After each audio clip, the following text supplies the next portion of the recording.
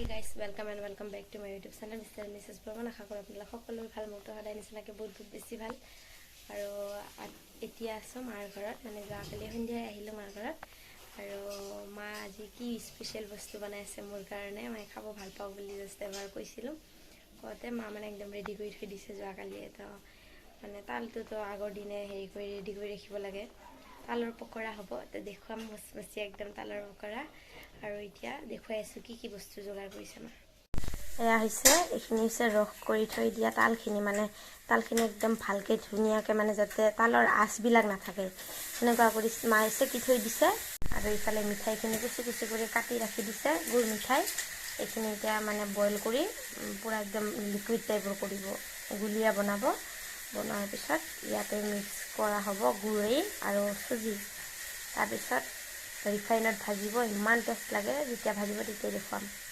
এইফালে হৈ আছে আমাৰ সজনা পাতৰ চেকা চব ঘৰুৱা খাদ্য আজি মাৰ তাতে আহিলে একদম ঘৰুৱা স্পেচিয়েল মানে ৰেচিপি খোৱা যায় ডিছ এয়া তালৰ লগত চাউলৰ গুড়ি দিয়া হ'ল আৰু এতিয়া মা অলপমান দিব ইয়াতে আটা মানে যিমান যি মিক্স কৰিলে মানে বস্তুটো ভাল হ'ব নৰম হ'ব আৰু একদম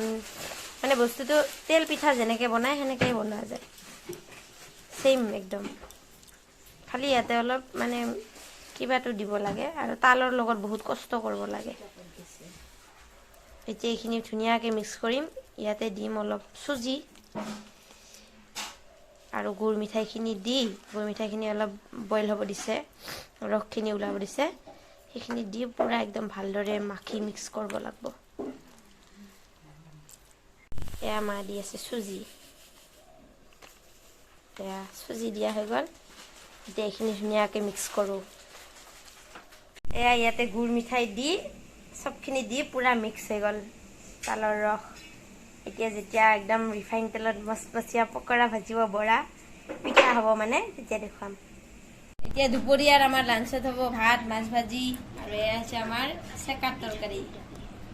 আৰু লগতে মা বনাইছে মাছৰ চৰচৰি তোক দেখুৱাব আগতে দেখুৱালোঁ এতিয়াহে দেখুৱালোঁ মানে এতিয়া হ'ল বহুত টেষ্টি হ'ল খাবৰ কাৰণে খাওঁ বাই বাই এই গাইজ এতিয়া ক'ত যাব ওলালোঁ নিশ্চয় আপোনালোকে সেইটোৱে ভাবিব এতিয়া খোৱা বোৱা অল কমপ্লিট এতিয়া যাব ওলাইছোঁ আজি আছে ইণ্টাৰভিউ ওচৰতে হয় মই পঢ়া কলেজখনতে হয় তাতে গৈতো নিশ্চয় দেখুৱাব নোৱাৰিমেই কাৰণ যিহে পুলিচ চুলিচ চাৰিওফালে লগাইছে তো এতিয়া যাম ইণ্টাৰভিউ দিবৰ কাৰণে বাই বাই আশা কৰোঁ আপোনালোকেও অল দ্য বেষ্ট কৰি দিব